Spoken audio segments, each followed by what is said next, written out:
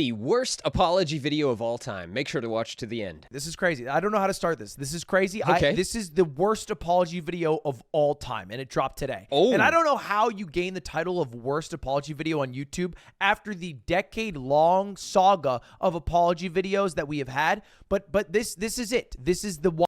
After my Dan Allen gaming apology video and the iDubbbz TV apology video, and now we have another one. Another big apology video. Well, here we go. Don't believe me? Let's just watch the first 15 seconds together. Okay. Starts out normal enough. Big sigh. Oh, no. Okay. What are you going to do with that? Look at her face. Look at her face. You could tell. You could see the corners of her mouth twitching like she was trying not to laugh. This is bad. Hey. Okay, dude. This is crazy. She brought out a ukulele in an apology video. And if you don't know, this is Colleen Vlogs, a.k.a. Colleen Ballinger. Oh, no, man. This is not looking good. This is going to be a cringe one. It's going to be bad. It's going to be bad. I can see why it is titled this way. Somebody you might recognize as the face of Miranda Sings, a very old but viral YouTube channel that was popular for, well, this type of content. Today I'm so excited for my video because I'm reacting to TikToks, not to be confused with TikToks, which generally content catered towards a younger audience. Which again, there's no problem with that. Making content for kids is literally why YouTube exists. If kids did not watch YouTube, the website would die in 5 years. So I got no problem with that at all. However, Colleen was under some accusations lately and decided to make an apology video responding to it, which was more of a 10-minute, somewhat rehearsed, somewhat improv song. Let's just put this on the record. I don't even need to see the video in its completion to say this part. Yeah, songs for an apology is not the way to go. I'm just gonna put it on the record. Just slap that on the table. That's not the move. I'm pretty sure, pretty confident in that. It's coming across extremely cringe, extremely ingenuine, and I'm pretty sure the best way to apologize is just to fess up to everything you did, apologize, say sorry, you know, show remorse, show your path forward, what you're going to change to do differently, and then leave it at that. Just step away. I'm done. I apologized. Okay, there it is. Hopefully you guys forgive me. Like, dang, this is so cringe. I'm just going to show you a few highlights of the apology video, and then we're going to get into why the apology video was made in the first place. Okay. So let's just take a look at, again, some of the highlights here. I'll just let it play. I never had any bad intentions. But I do feel like shit.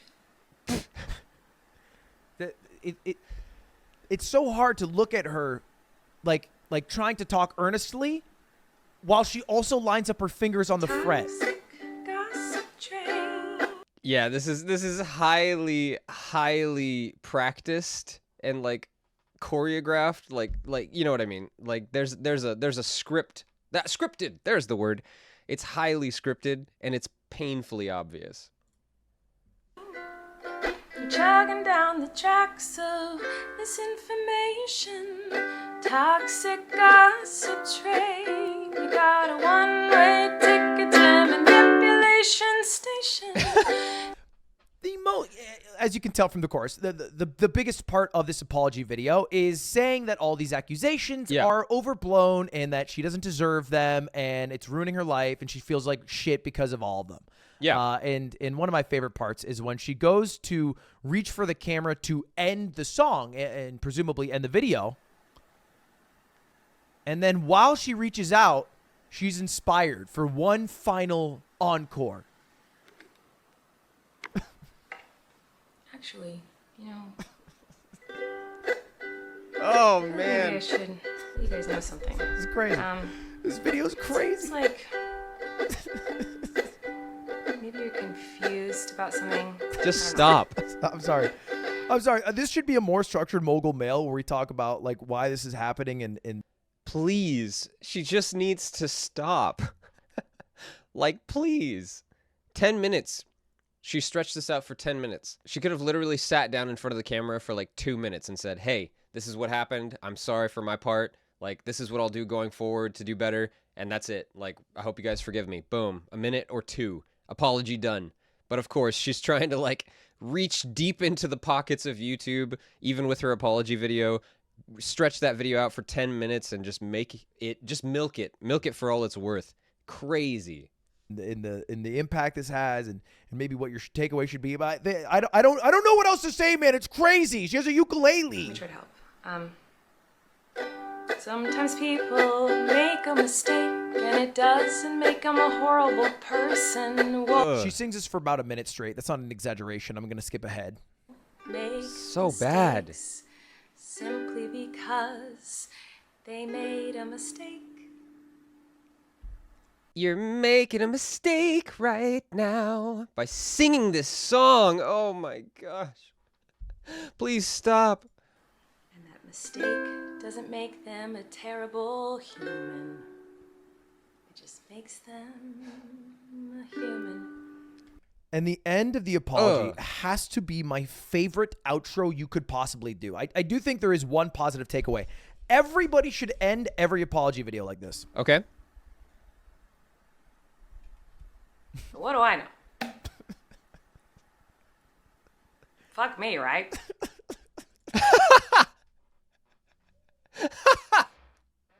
I take it all back. That was an amazing apology video. Absolutely incredible. 10 out of 10 S tier apology. That was crazy. I think that might be actually like, man, that was good. Just the level of apathy just tossed in casually at the end. Wow. Wow. I'm sorry. This is the worst. This is the worst Mogul Mail I've ever done. That's the apology video. It's going viral right now. It just came out a couple of hours ago because of the absurdity of it. And people who do not know the situation at all are now being drawn to find out what the fuck happened for that video to have been made. Right. Which is exactly what I did. It's a bit of... It's my question exactly. I barely know this YouTuber. I think I've seen her face a couple times and maybe one video. So yeah, not super familiar. Let's hear what she did. The Streisand effect, where more people are going to find out what happened and why people are mad at Colleen, aka McIntyre, because of her very, very bad apology video. Yeah.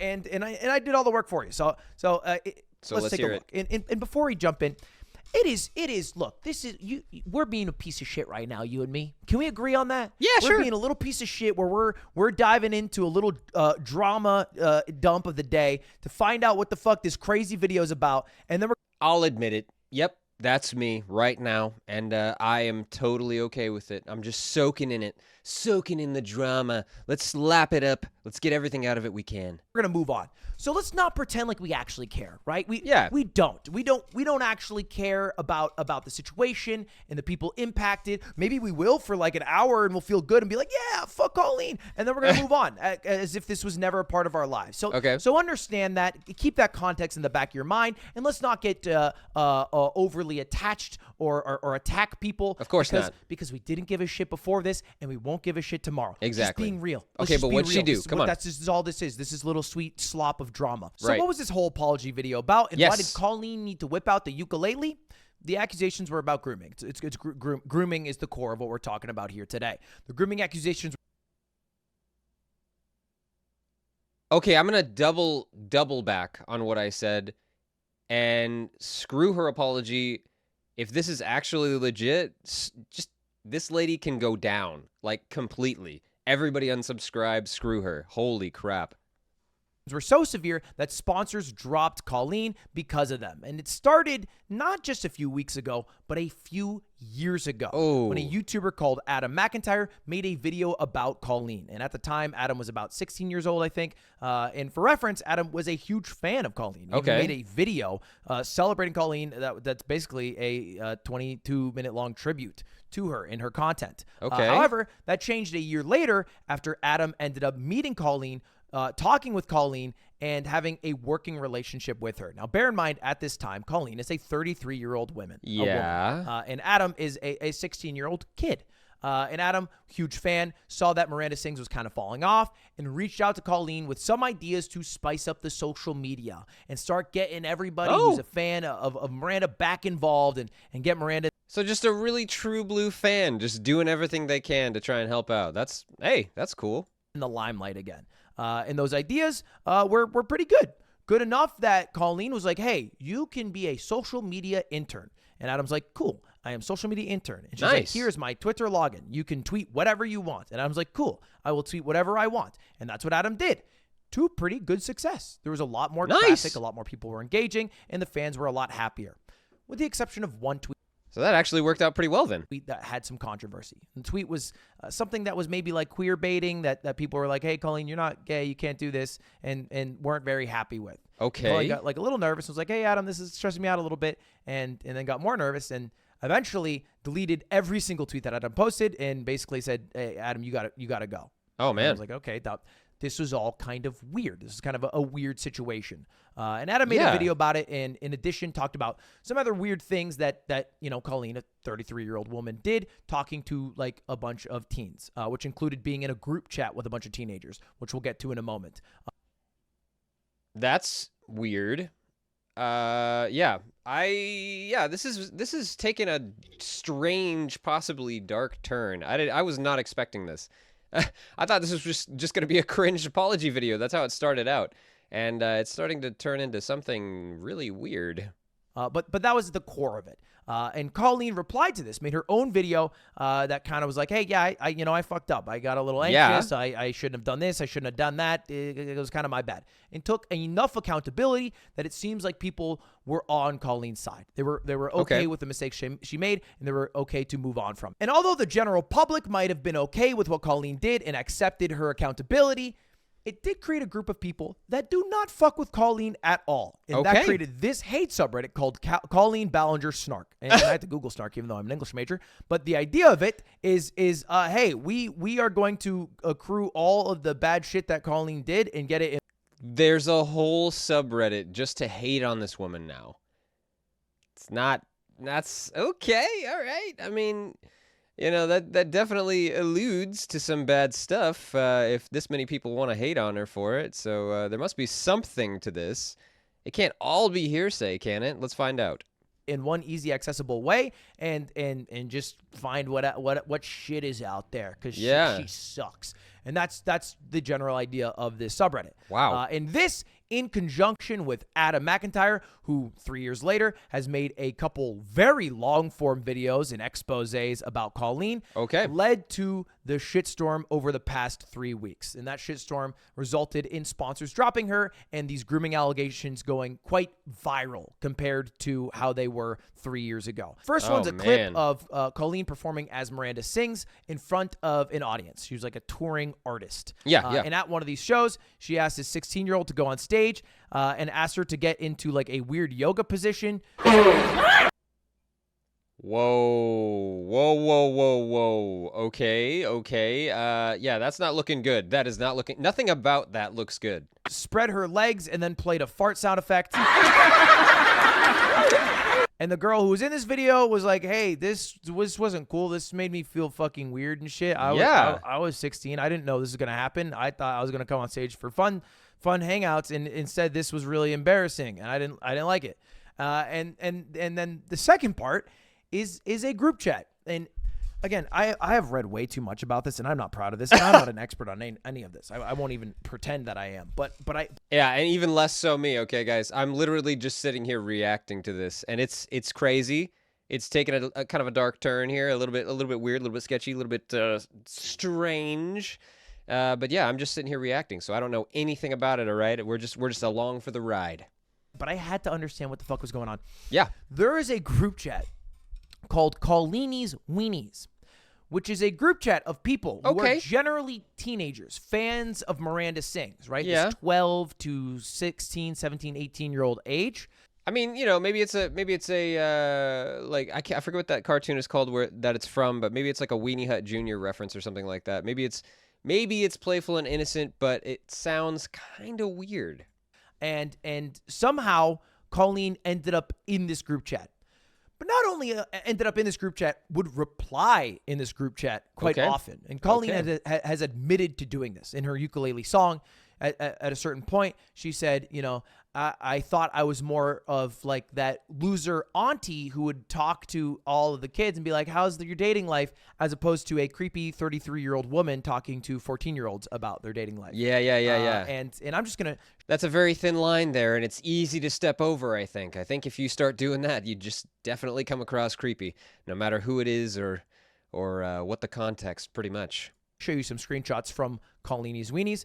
This first one is someone saying, my ass looks so good today, y'all. And that person is 12. And then Colleen said pics and then replied to the person, which is crazy. That's weird. And yeah.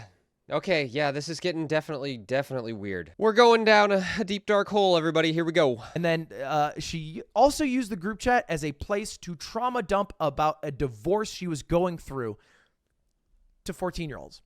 He's lied to everyone and said I cheated. When would I cheat? I was working 24 hours a day. He will regret it. I've never hurt a soul, but I will kick him in the balls. Ugh.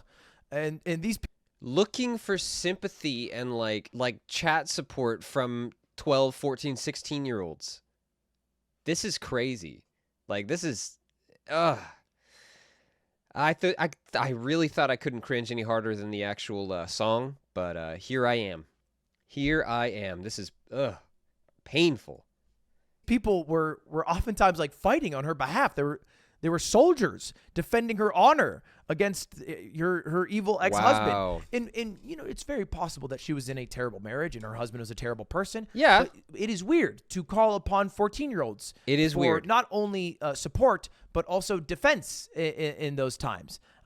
Can confirm as a 30-year-old man, this is really weird. Yeah, if I was to do this, it would be even weirder, and I think people would be all over that. So yeah, I mean, just the fact that she's a woman, maybe she can get away with it a little more. I don't know how that works, but I don't think she should. I think she should definitely be called out for this. And I think it's making a lot more sense that there's a subreddit for this. This is crazy. This is not good. It goes further, just really weird things to be sharing with kids. There are other scenes and dialogues based on true events in season 2, but you didn't hear it from me, and that's the motherfucking tea. Okay. It makes no sense. He tries to get pity for being heartbroken, but you can't be heartbroken over someone you hate, which is it. Weird shit. This is all weird. There's a lot more screenshots. This is a lot of heavy, like, deep life stuff to just dump on some teenagers, like young teenagers. It's really weird. Really, really strange. I don't know about this. I don't know. Just her coming into this group chat where people are talking about like, hey, have you seen New Girl? And then Colleen's like, hi, everyone fucking hates me. My life's fucking shit. My divorce is going terribly. And I it blows my mind. For a long time, I've been the parasocial guy. I made a video called I'm Not Your Friend a couple of years. The whole sympathy begging is just like, I can't cringe any harder than this. It's crazy bad. Oh man. Years ago, where I talk about the dangers of for viewers of becoming overly attached to a creator they might like. And, and it is apparent that people do have very deep parasocial relationships. Definitely. And they go way too far, and they go very crazy. Like that dude who burned down a streamer's car the other day. There are people who are going off the deep end. Nutcase. But I didn't talk about something that I think happens a lot as well. That is also a huge problem, maybe even more prevalent. Yeah. Creators being obsessive over their viewers and parasocial with their viewers. You don't really hear about this side of it, but that's definitely an aspect of this whole game, right? It's like we do this whole interaction thing with this viewer base, and I think some people can definitely get too involved, right? Like, oh, this person is reacting really positively to me. I can chat them up because they're reacting really positive, and oh, now I'm sharing a little bit too much, and then you end up like Colleen, and you're sharing your divorce with teenagers in a group chat. You don't hear about that side of it, but now that we are, it's looking not so good. It's not a healthy thing. Oh boy.